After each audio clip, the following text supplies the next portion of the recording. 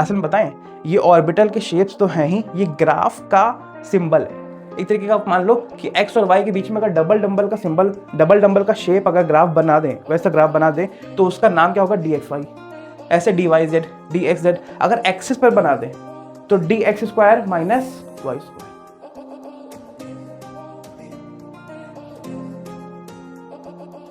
Hello बच्चों, आज हम लेके आए हैं स्ट्रक्चर ऑफ एटम का second last lecture, lecture number 10। इसके बाद लेक्चर नंबर 11 होगा जो कि आखिरी लेक्चर होगा।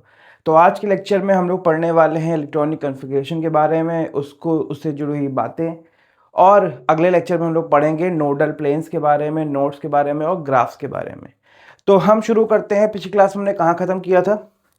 पिछली क्लास में शायद मुझको याद है मैंने पढ़ाया था आपको quantum mechanical model, Schrodinger wave equation पढ़ाई थी आपको, और क्या पढ़ाया था, और उसी से जुड़े हुए और उसमें चीज़ें बताई थी आपको, क्लासिकल मैकेनिक्स, क्वांटम मैकेनिक्स की चीज़ें बताई थी।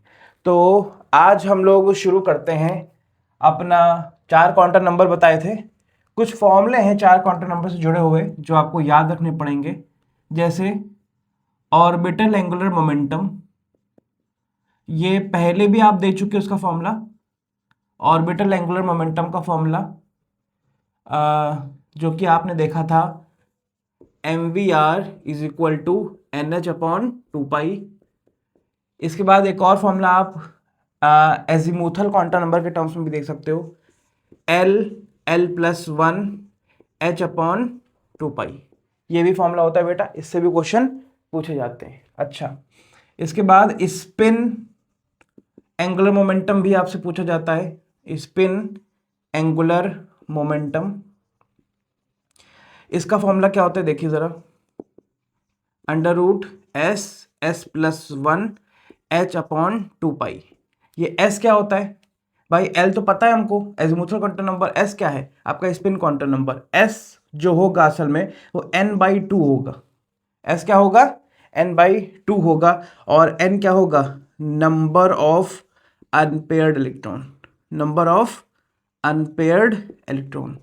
l तो क्लियर है ना? l आपका azimuthal number. Spin quantum number में s की वैल्यू +½ और -½ होती, नहीं वैसे नहीं लिखेंगे। यहाँ पे जितने भी अनपेयर्ड इलेक्ट्रॉन होंगे उसको मैं 2 से डिवाइड कर दूंगा, वो हमारी s की वैल्यू होगी। इसको हम लोग स्पिन भी बोलते हैं, कितनी स्पिन है ये भी बोलते हैं, ठीक है।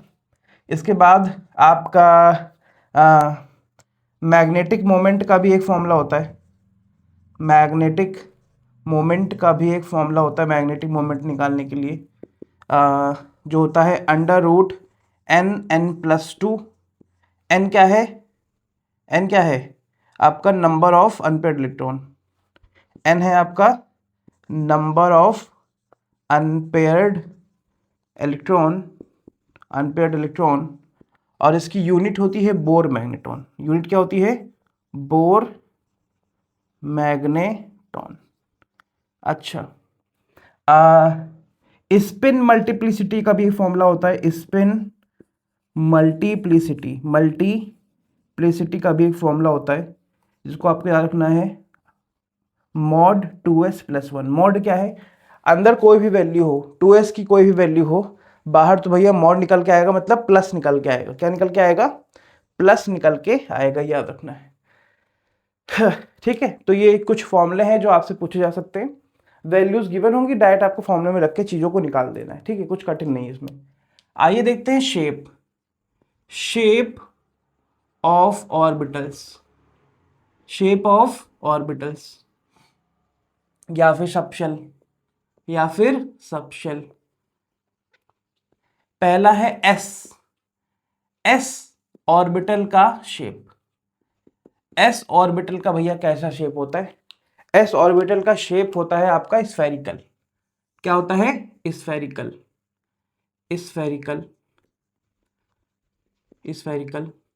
ये नॉन डायरेक्शनल होता है। क्या होता है?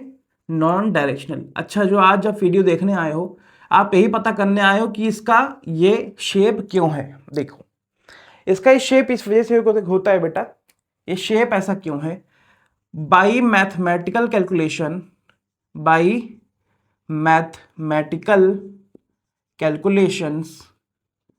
Calculations of Schrodinger equation of Schrodinger equation these 3D shapes are defined define किए गए हैं are defined in which electron probability density is high, मतलब जहां पे साई स्क्वायर की वैल्यू हाई होगी,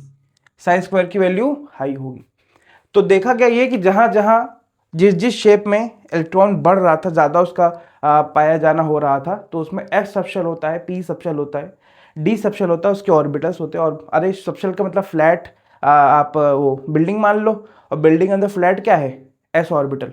बिल्डिंग अंदर फ्लैट क्या है, S orbital, P orbital, D orbital. अच्छा, पी ऑर्बिटल की अगर मैं बात करूं, तो उसका शेप क्या होता है, देखिए ऐसे बनाते हैं, इसका शेप होता है डंबल। क्या होता है, डंबल। अगर मैं 3D में यहाँ पे आपको एक्सिस दिखाऊं, तो ये एक्स एक्सिस, ये वाई एक्सिस, इसको बोल दो जेड एक्सिस। ऐसे और बना दो, ये एक्स एक्सिस, ये वाई एक्सिस, ये जेड एक्सिस और बना दो। ये सब तीनों आपस में 90 डिग्री में, एक्स वाई और जेड। अगर मैं एक्स एक्सिस पे डंबल शेप बनाता हूं, तो उसको मैं कहूंगा पी एक्स। अगर मैं वाई एक्सिस पे बनाता हूं, तो उसमें कहूंगा पी वाई। अगर मैं इसको जेड एक्सिस पे बनाता हूं, तो उसको मैं कहूंगा पी जेड। और यही आपके 3 ऑर्बिटल्स होते हैं। हेलो, यही आपके 3 पी के ऑर्बिटल्स होते हैं। यही आपके 3 पी के ऑर्बिटल्स होते हैं। ठीक है, ये शेप भैया कैलकुलेशन से आया है, इससे ज़्यादा हम यहाँ पे क्या ही बताएं आपको। इतना भी कोई नहीं बताता बेटा, हवा में लोग बता देते हैं। देखिए, मैथमेटिकल कैलकुलेशन जो है वो आप पढ़ोगे मास्टर्स में पढ़ोगे, तब जाके पता चलेगा कि ये शेप ऐसा क्यों है। और एक इक्वेशन ही आएगी, डंबल होने की एक इक्वेशन है। ये ग्राफ है एक तरीके का। ये क्या है, एक तरीके का ग्राफ है। ये ग्राफ एक तरीके का जो शेप आया है, इसकी इक्वेशंस आती हैं जब हम लोग एमएससी करते हैं, मास्टर्स करते हैं, तो वहाँ पे हम लोग पढ़ते हैं। लेकिन अगर आपको जेई नीट के रास्ते पे जाना है, तो एमएससी करने तो आओगे नहीं केमिस्ट्री से, तो इतना डीप में क्यों ही जाना। और डी के भी देख लें, डी के शेप्स और ज्योमेट्री सब कैसी होती है।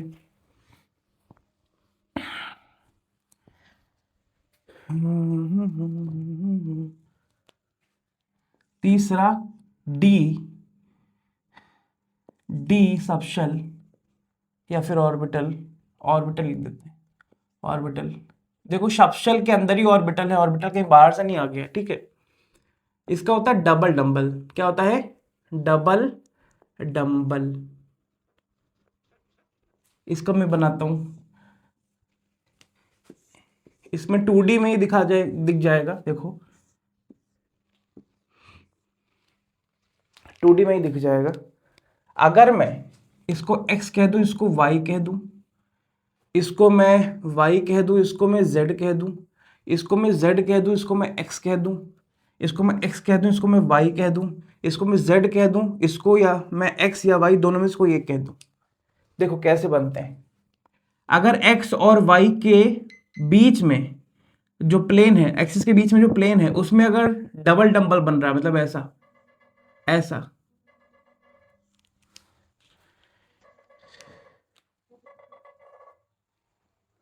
हाँ बेटा, कुछ लोग परेशान करने के लिए बीच में कॉल करते हैं। आइए पढ़ते हैं, है ना।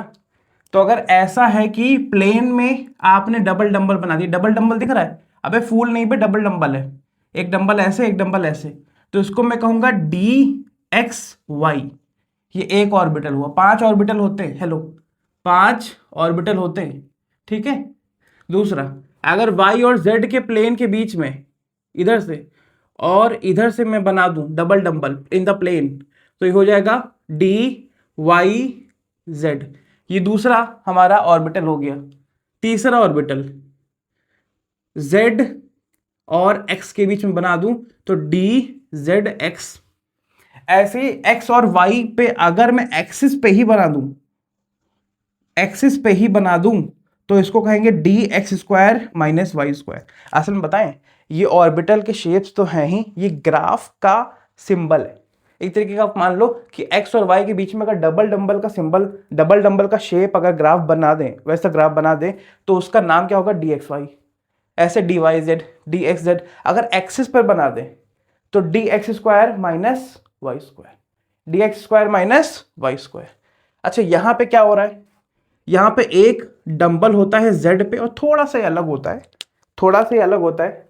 यहां पे एक रिंग होती है एक्स या फिर वाई एक्सिस के ऊपर, एक्स या फिर वाई एक्सिस के ऊपर, या फिर ये कह दे कि एक्स वाई प्लेन में, एक्स वाई प्लेन में आपकी रिंग होती है और डंबल होता है आपका जेड एक्सिस पे, डंबल होता है आपका जेड एक्सिस पे, जेड एक्सिस पे, ठीक है। 5 ऑर्बिटल होते हैं, डी के 5 ऑर्बिटल होते हैं, 1 2 3 4 5 डी ऑर्बिटल। अच्छा, इनकी ओरिएंटेशन मतलब ये आपस में ओवरलैपिंग, आपस में बॉन्डिंग वॉन्डिंग कैसे करते हैं, ये हम लोग आपको पता पढ़ाएंगे वैलेंस बॉन्ड थ्योरी में, जो क्लास 11th का ही पोर्शन है, केमिकल बॉन्डिंग। अगला ही चैप्टर आने वाला है, ठीक है। थोड़ा लेट चल रहा है लेकिन पूरा कराएंगे, जल्दी जल्दी अब लेक्चर भी लाएंगे, ठीक है। ला नहीं पा रहे हैं लेकिन हाँ, कोशिश लगातार जारी है, कोशिश लगातार जारी है। तो इतना आपने नोट कर लिया, आगे बढ़े।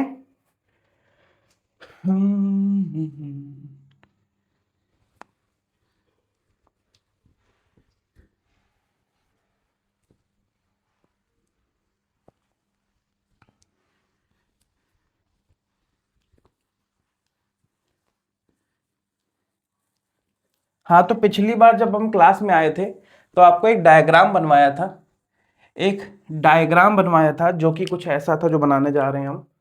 ऐसा बीच में न्यूक्लियस 1 2 3 और ये 4। पहले में था आपका 1s, दूसरे में था आपका 2s और 2p, तीसरे में था आपका 3s 3p और 3d, चौथे में था 4s 4p 4d और 4f 4f, है ना। ये था आपका कॉन्फ़िगरेशन भरने का तरीका, कॉन्फ़िगरेशन भरने का तरीका। अगर मैं नॉर्मली फॉर हाइड्रोजन एटम की अगर मैं बात करूंगा, या फिर लाइक स्पेशीज की बात करूंगा, इसकी जैसी स्पेशीज की बात करूंगा, तो जो हमारा इलेक्ट्रॉनिक कॉन्फ़िगरेशन भरने का जो तरीका होगा, भरने का जो तरीका होगा वो होगा, पहले हम 1s में भरेंगे, फिर 2s में भरेंगे, 2p में साथ में भर सकते हैं, फिर हम 3s में भरेंगे, 3p में साथ में भर सकते हैं, 3d भी इसके बराबर ही है, फिर हम 4s में, 4p में, 4d में और 4f में भरेंगे। सर ये क्या है, मतलब मैं ये कह रहा हूं कि जैसे 4s 4p 4z 4f है, इसको कहते हैं D generate energy level, D generate energy level, energy level means same energy level, same energy है। केवल हाइड्रोजन एटम के लिए बोल रहा हूं, हेलो, केवल और केवल हाइड्रोजन एटम के लिए मैंने बोला है, ठीक है। अच्छा,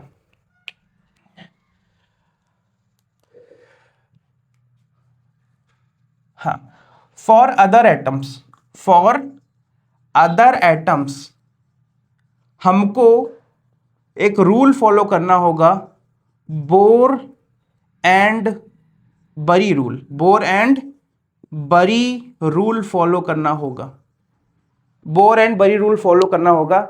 इस रूल के हिसाब से जहां पे n+l की वैल्यू छोटी होगी, इलेक्ट्रॉन पहले वहां पे फिल करेंगे प्रायोरिटी के साथ, प्रायोरिटी के साथ, और जहां पे n+l की वैल्यू बड़ी होगी वहां पे इलेक्ट्रॉन फिल करेंगे बाद में, लेटर, बाद में फिल करेंगे, लेटर, बाद में। कैसे सर, ये कैसे बता रहे हो, देखिए, आइए समझाते हैं। जैसे मान लो मैं बात कर रहा हूं 2s, 2s की बात कर रहा हूं, 2p की बात कर रहा हूं, मैं 3s की बात कर रहा हूं और 3d की बात कर रहा हूं, मैं 1s की बात कर रहा हूं, मैं 3s की बात कर रहा हूं, मैं 3s की बात कर रहा हूं, मैं 4p की बात कर रहा हूं। देखिए, आइए इसमें n की वैल्यू बताओ और l की वैल्यू बताओ, इसमें भी n और l की वैल्यू बताओ, इसमें भी n और l की वैल्यू बताओ, इसमें भी n और l की वैल्यू बताओ। तो n क्या है इसमें 2 है, l क्या है इसमें 0 है, इसमें क्या है 2 है और 1 है, तो टोटल कितना आया 2 और इसमें कितना आया 3। तो किसकी वैल्यू छोटी है, ये छोटा है, तो पहले इलेक्ट्रॉन हम इसमें भरेंगे। दूसरे में सर 3s 3 है और 3 है, ये 0 है, ये 1 और 2 है, सर ये 3 जाएगा, ये 5 जाएगा, पहले इलेक्ट्रॉन 3s में भरेंगे, पहले इलेक्ट्रॉन 3s में भरेंगे। अच्छा सर ध्यान दीजिए 1s और 3, अभी बता रहा हूं रुको, 1s में 1 है, 3 है, 0 है, 0 है, ये 3 जाएगा टोटल, ये 1 जाएगा टोटल, पहले इलेक्ट्रॉन 1s में भरेंगे। देखिए अगर केवल हाइड्रोजन के हिसाब से देखा जाए, वैसे ये केवल एक ऐसे जनरली मैंने दिखा दिया है, ये कहीं नहीं मान्य होता है ना, कि 2s और 2p में कहीं पे भी इलेक्ट्रॉन भर सकते हो अगर हाइड्रोजन की बात करेंगे, बल्कि वहां होता ही नहीं इलेक्ट्रॉन, वहां पे इलेक्ट्रॉन होता ही नहीं। अगर और एटम्स की बात कर रहे हैं तो आपको हमेशा 2s में पहले इलेक्ट्रॉन डालना है, फिर 2p में डालना है, 1s में पहले इलेक्ट्रॉन डालना है, फिर 3s में डालना है, ऐसे पूरा एक सीक्वेंस बनेगा। वो सीक्वेंस अभी आपको पढ़ाते हैं, वो सीक्वेंस अभी आपको पढ़ाते हैं। अरे सर इसमें आइए, ये 3 है, हेलो हेलो हेलो, ये 3 है, ये 4 है, ठीक है, और ये 0 है, ये 1 है, तो ये 3 आ गया, ये 5 आ गया। किस में जाएगा इलेक्ट्रॉन, पहले 3s में जाएगा, पहले किस में जाएगा 3s में जाएगा। अच्छा सर, अच्छा सर अभी देखो, अभी देखो, अभी मैं बात करने जा रहा हूं 4s और 3d की। हेलो, 4s और 3d की बात करने जा रहे हैं, n और l की वैल्यू। सर इसके लिए n कितना 4, इसके लिए 3, इसके लिए 0 है, और रुको रुको थोड़ा सा सही करते हैं। इसके लिए 1 है, तो सर इसका टोटल कितना आ रहा है 4, इसका टोटल कितना आ रहा है 4। सर अगर n प्लस एल की वैल्यू सेम हो जाएगी तब क्या करेंगे, हेलो, आगे n प्लस एल की वैल्यू सेम हो जाएगी तब क्या करेंगे। अगर n प्लस एल की वैल्यू आपकी सेम हो गई है तो जहां पे n की वैल्यू छोटी है पहले वहां पे इलेक्ट्रॉन डाल दो, पहले वहां पे इलेक्ट्रॉन डाल दो विद प्रायोरिटी, विद प्रायोरिटी। तो पहले इलेक्ट्रॉन कहां जाएगा 3p में, पहले इलेक्ट्रॉन कहां जाएगा 3p में, ठीक है। अच्छा एक और दिखा देता हूं आपको, एक और दिखा देता हूं 4s, एक आपको और दिखा दे 4s और 3d का दिखा दें। यहाँ पे n और l की वैल्यू बताइए, n और l की वैल्यू, यहाँ पे 4 है, यहाँ पे 0 है, यहाँ पे 3 है, यहाँ पे 2 है, इसका 4 आ जाएगा, इसका 5 आ जाएगा। पहले इलेक्ट्रॉन कहाँ जा रहा है, छोटा है ना, तो पहले इलेक्ट्रॉन 4s में जा रहा है। मतलब सर यहाँ पे कुछ गड़बड़ भी हो रहा है सर, 3d अभी बाकी है और पहले 4s में इलेक्ट्रॉन भर दोगे, 3d अभी बाकी है, पहले 4s में इलेक्ट्रॉन भर दोगे, बल्कि ये तो अंदर वाला है तो उसको पहले भरना चाहिए था, ये तो अंदर वाला है, इसको तो पहले भरना चाहिए था। ये कैसे हुआ सर, ये कैसे हुआ, आइए इसी को समझाने के लिए आपका आव बाउ प्रिंसिपल आया। हेलो, इसी को समझाने के लिए आपका आफ बाउ प्रिंसिपल आया। आफ बाउ प्रिंसिपल ने इसको समझाया, बोर एंड बरी का ये जो रूल था ये कुछ अलग दिख रहा था, कुछ समझ में नहीं आ रहा था, इस वजह से इसके बाद कौन आए, आफ बाउ, कौन आए, आफ बाउ प्रिंसिपल, आफ बाउ प्रिंसिपल। इन्होंने कहा कि भैया एक सीक्वेंस दिया, इन्होंने एनर्जी लेवल का एक सीक्वेंस दिया, एनर्जी लेवल का एक सीक्वेंस दिया, जहां पे एनर्जी कम थी वहां पे पहले इलेक्ट्रॉन भरेंगे और जहां पे एनर्जी ज़्यादा थी वहां पे इलेक्ट्रॉन बाद में भरेंगे। यहाँ फर्स्ट पहले यहाँ भरेंगे, फिर दूसरी बार यहाँ भरेंगे। तो इसके हिसाब से इन्होंने एनर्जी लेवल दिए, और एनर्जी लेवल दिए S, S, P, S P S D P S D P S F D P S F D P S. देखिए यही आपकी, हाँ, अगर अपनी बुक खोल के देखोगे एनसीईआरटी की, तो ऐसा ऐसा ऐसा ऐसा डायग्राम बना है, ऐसा ऐसा ऐसा ऐसा डायग्राम बना है, खुल के देखना, ठीक है।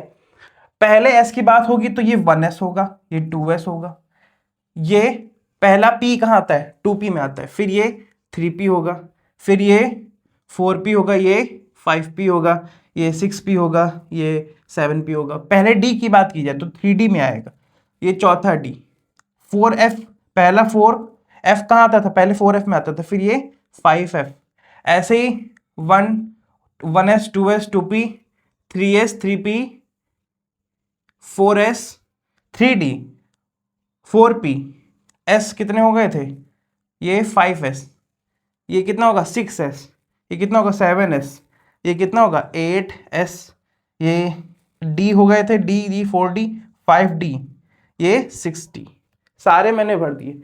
ये है आपका सीक्वेंस भरने का, ये है आपका सीक्वेंस भरने का, ऐसे ऐसे चलेंगे, ऐसे ऐसे चलेंगे, ऐसे ऐसे।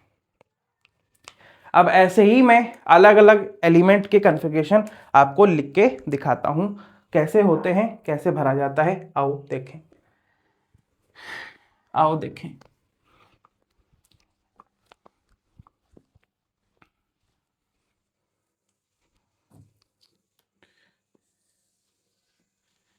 जैसे मैं एलिमेंट का ले रहा हूं, सोडियम का ले रहा हूं, मैं क्लोरीन का ले रहा हूं, मैं फास्फोरस का ले रहा हूं, मैं आयरन का ले रहा हूं, मैं क्रोमियम का ले रहा हूं, मैं कॉपर का ले रहा हूं, ठीक है।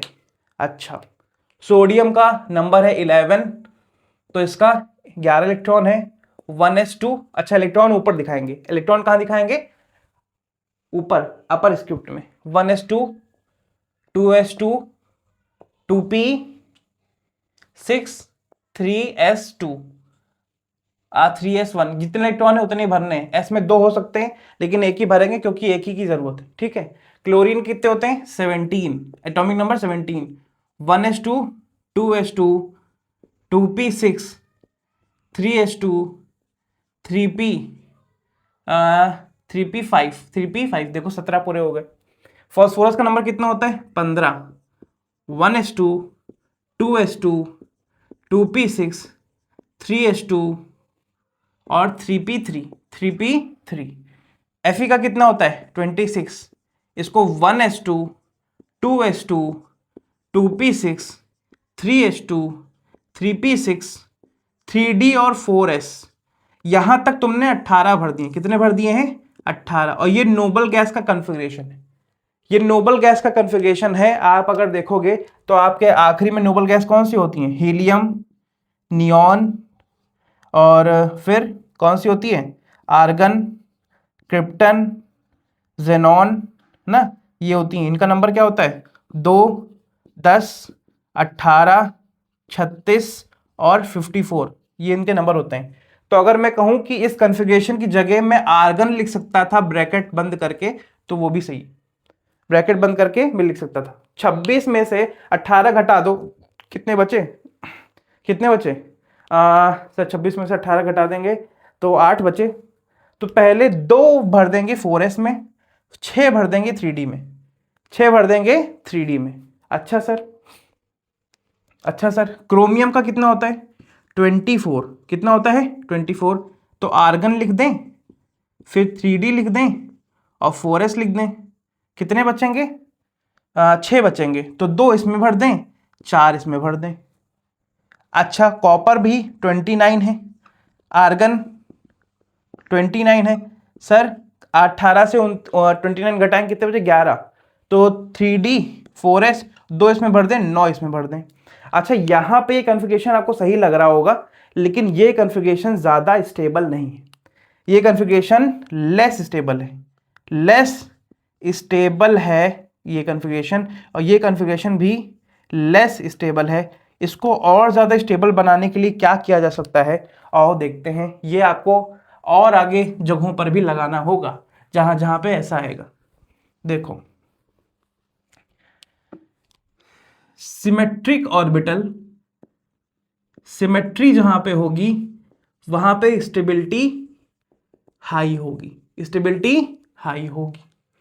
अगर मैं 3d4 और 4s1 4s2 की बात करूं, मतलब 3d में कितने इलेक्ट्रॉन, 1 2 3 4 इलेक्ट्रॉन, और 4s में 1 इलेक्ट्रॉन और एक ऐसा 2 इलेक्ट्रॉन, मतलब अपोजिट तरफ लगा दिया।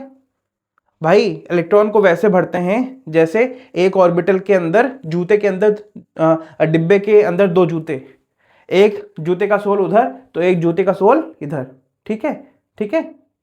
अच्छा, आओ, तो मुझको लग रहा है कि सर ये तो सिमेट्रिक है, ये तो सिमेट्रिक है, बट ये अनसिमेट्रिक है। क्या है? अनसिमेट्रिक है। अगर एक इलेक्ट्रॉन यहां से उठा के यहां डाल दूं तो ये कैसा दिखेगा, 1 2 3 4 5, और ये, इसको कहते हैं हाफ फिल्ड। क्या कहते हैं इसको? Half filled configuration. और मुझको अब ये भी सिमेट्रिक लग रहा है और ये भी सिमेट्रिक लग रहा है। ये मोर स्टेबल है, ये मोर स्टेबल है। इस वजह से ये वाला कॉन्फ़िगरेशन नहीं लिख के हम लोग लिखते हैं यहाँ पे आर्गन का 3d, हेलो, आर्गन का 3d5 और 4s1, 3d5 और 4s1 लिखते हैं। वैसे कॉपर का हम लोग यहाँ पे लिखते हैं आर्गन का 3d10, 3d10 और 4s1, क्योंकि सर 3d10 ये सिमेट्रिक है, यस। 4s1 सिमेट्रिक है, यस। यहाँ पे 3d9 सिमेट्रिक था, नहीं। यहाँ पे 4s2 सिमेट्रिक था, यस। तो यहाँ पे तो दोनों सिमेट्रिक मिल गए, तो ये वाला कॉन्फ़िगरेशन ज़्यादा स्टेबल है। इसको भी आप ऐसे ही बना सकते हो, इसको भी आप ऐसे बना सकते हो। बस यहाँ पे 5 की जगह कितने हो जाएंगे, 10 हो जाएंगे। 5 की जगह कितने हो जाएंगे, 10 इलेक्ट्रॉन। एक और आ जाएगा अपोजिट साइड वाला, अपोजिट साइड वाला। ठीक है, तो ये है इलेक्ट्रॉनिक कॉन्फ़िगरेशन। और एक दो एलिमेंट मैंने आपको बताए। कुछ और एग्जांपल ले लो मेरे से, आप कुछ और होमवर्क ले लो, होमवर्क कर सकते हो आप। होमवर्क में आप निकल का कर सकते हो, आप सिल्वर का कर सकते हो, आप प्लेटिनम का कर सकते हो। इसके आपको एटॉमिक नंबर खुद ही ढूंढने होंगे। और आप स्कैंडियम का कर सकते हो, आप टिटेनियम का कर सकते हो, आप फ्लोरीन का कर सकते हो। तो ये कुछ एग्जाम्पल्स हैं छोटे छोटे, जो आप भर के देखोगे, ऐसे कन्फिग्रेशन लिखोगे तो आपको सब कुछ समझ में आ जाएगा, सब कुछ समझ में आ जाएगा। 2 छोटे छोटे रूल और हैं, 2 छोटे छोटे रूल और हैं, पहले उसको देखेंगे। ठीक है, बल्कि वो रूल मुझको पहले ही पढ़ा देने चाहिए थे, कोई बात नहीं, थोड़ी देर हो गई है तो क्या हुआ, पढ़ा देते हैं।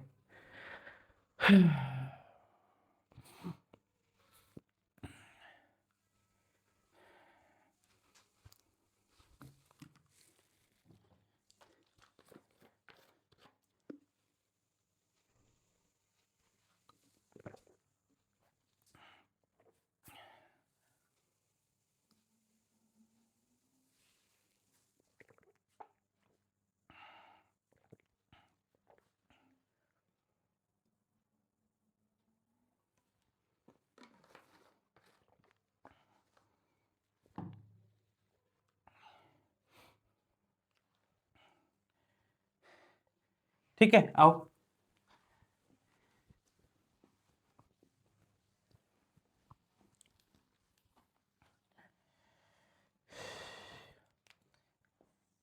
एक है पॉली एक्सक्लूजन प्रिंसिपल,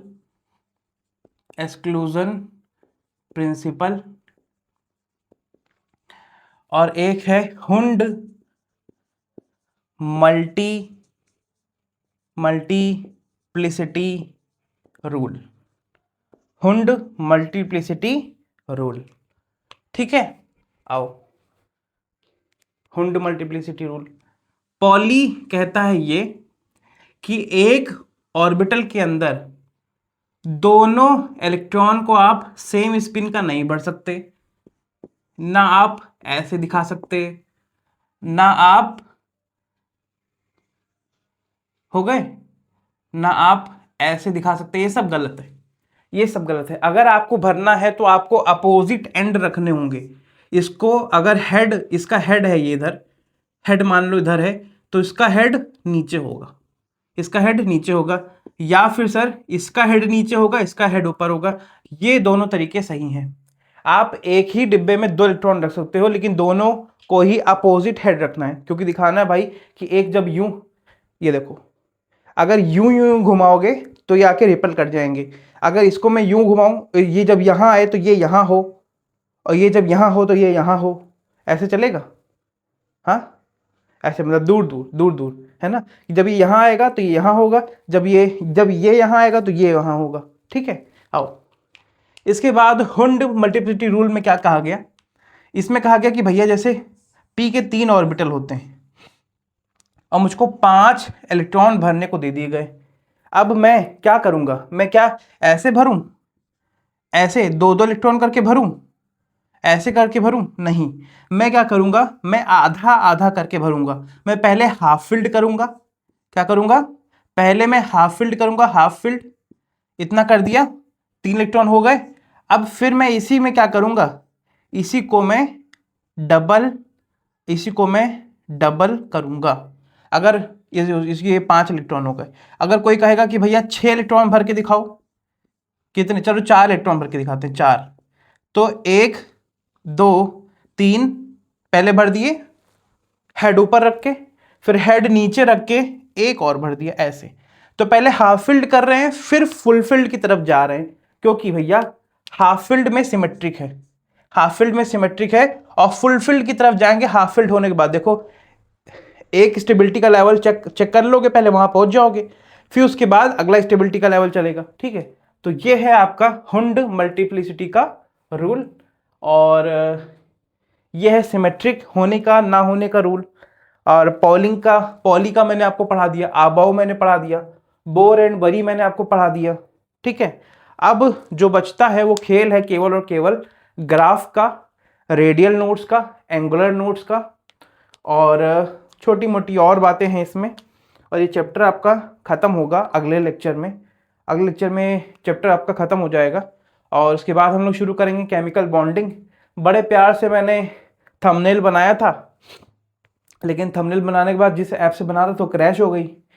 ओफ, अब वो तो मैंने बड़ा टाइम लगा था भाई, 1.5 घंटा लगा था थंबनेल बनाने में। तो रात में 1:30 बजे 2:30 बजे लेटे लेटे बना रहा था, वो बनाते ही चला गया, उसमें अच्छा बन गया था। लेकिन अब क्या करें भाई, काम खराब हो गया है, काम खराब हो गया है।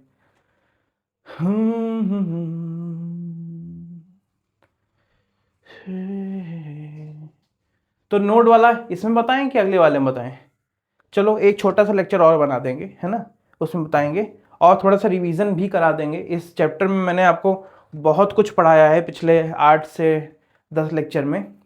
Discovery of electron, proton, neutron, charge की डिस्कवरी, और फिर तीनों मॉडल्स आपको पढ़ाए, थॉमसन, रदरफोर्ड, बोर, और फिर क्वांटम मैकेनिकल मॉडल तो अभी चल ही रहा है, उसमें भी डीप में गए हैं, सब कुछ समझा है, कुछ भी छोड़ा नहीं है।